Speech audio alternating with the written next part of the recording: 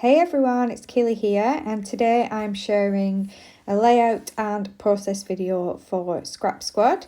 I'm using Scraplift 13 as inspiration for this page.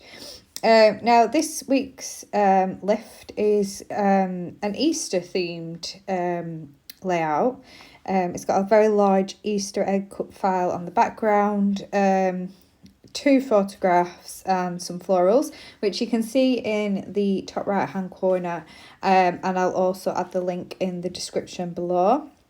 Now I've decided to pull out my Scrap Squad kit for our 12 days of spring scrap lifts, which starts on the 1st of April.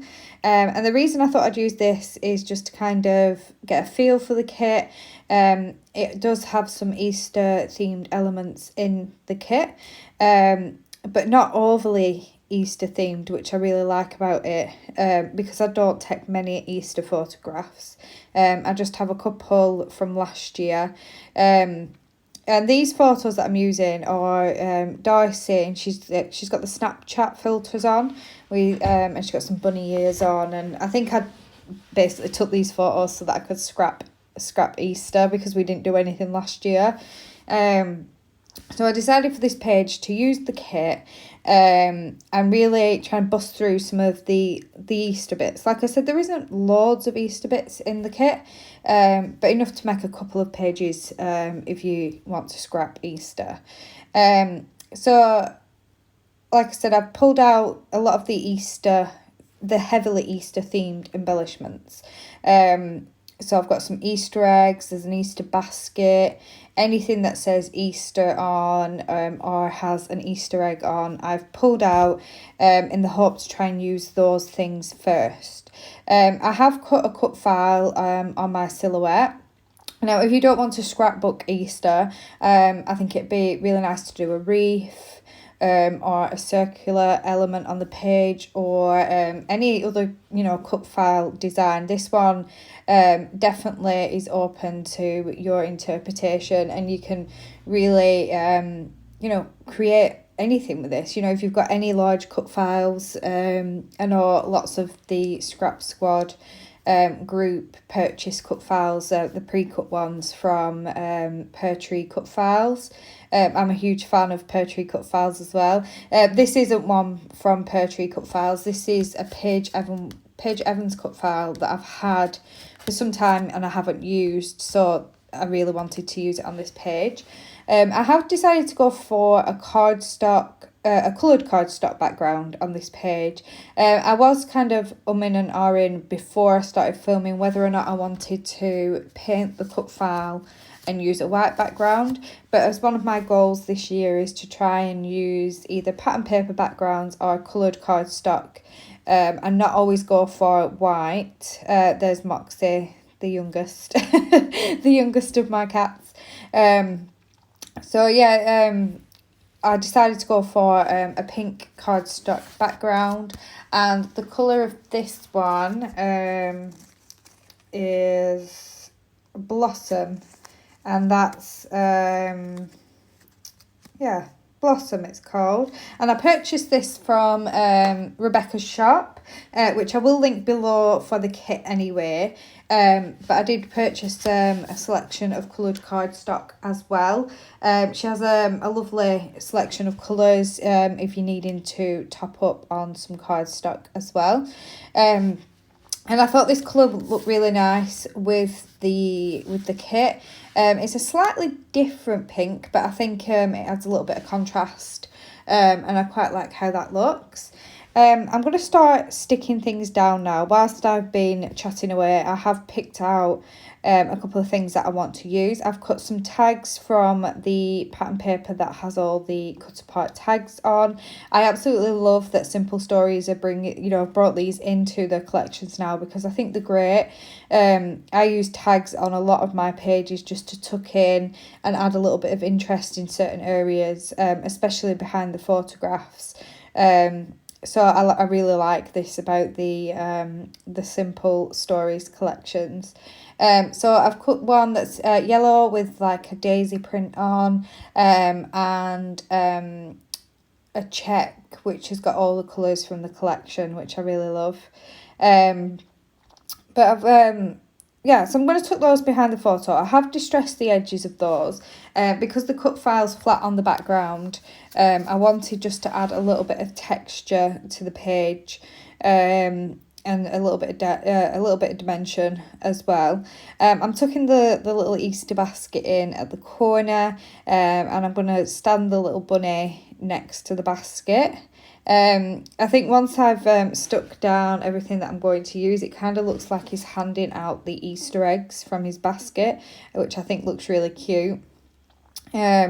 So I'm going to pop a few things up on form, stick a few things flat, and again, it's just to create different levels throughout the page. Not everything is then flat on the background.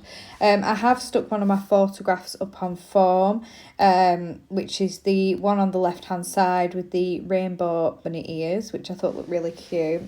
I don't often use multiple photos on a page. That's another thing I'm kind of working on, is to try and use more photographs on a page. I find that I kind of mainly use one photo, but I'm really filling my albums very quickly doing it that way. So I'm trying to add more than one photo on a page. Obviously, I do scrap in a smaller size, so it is harder to add lots of photos on a page unless I print them very small.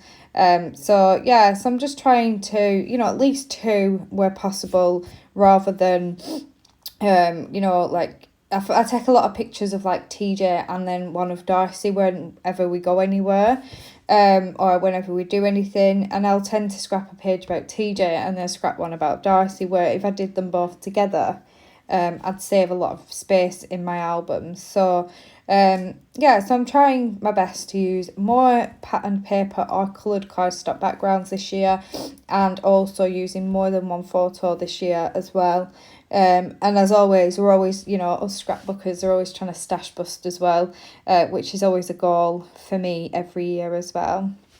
So I'm putting in a couple of word stickers. These are the ones that are quite Easter based stickers, and also some of the stick on brads, which I really love because you don't have to poke a hole in for these ones. But the Easter stickers I've got are Hey There Bunny, we've got Hoppy Easter, Easter Day, one of the brads has the word hop on, and another one of the brads, which is the purple one, has a little Easter egg on. And then I've got a yellow one at the bottom which says So Sweet, which that obviously I could have used the So Sweet on any page, but I just really wanted a pop of yellow down at the bottom. And now I'm coming in with some of the sequins we get in the kit. This is an absolutely gorgeous sequin mix. There's lots of different sizes of sequin, different colours. Some are more of a matte colour, some are shiny. We've got little flowers and stars. It really is beautiful. So I'm going to add a couple of the sequins to my embellishment clusters as well. And next I'm having a play with some of the chipboard in the kit. I do have the bunny is chipboard, and I felt like I needed to bring in a little bit more chipboard on the layout. And this page I have really used a little bit of everything from the kit. I've got stickers, I've got chipboard, the sequins, the brads. So there's a little bit of everything that we get in the kit on this page.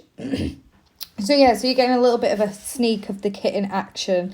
But yeah, please do join us on the 1st of April. We'll have our first Scraplift, our first spring Scraplift of the 12 days. I am planning on filming all the 12 days. And as I'm filming this page, we do still have some kits left.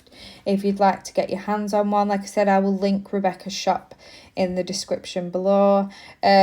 I mean, the kit is it's fantastic and it's such great value for money. We get cardstock, we get pattern papers, 12x12 sticker sheets, chipboard, brads, sequins. Oh, it's absolutely gorgeous. Now I'm just coming in with my title, and on the original it goes around the side of the Easter egg, and I like to mimic that on my page. And my title is going to be All Ears, which I think works really well with the photographs. So there'll be some close-ups coming up in a second.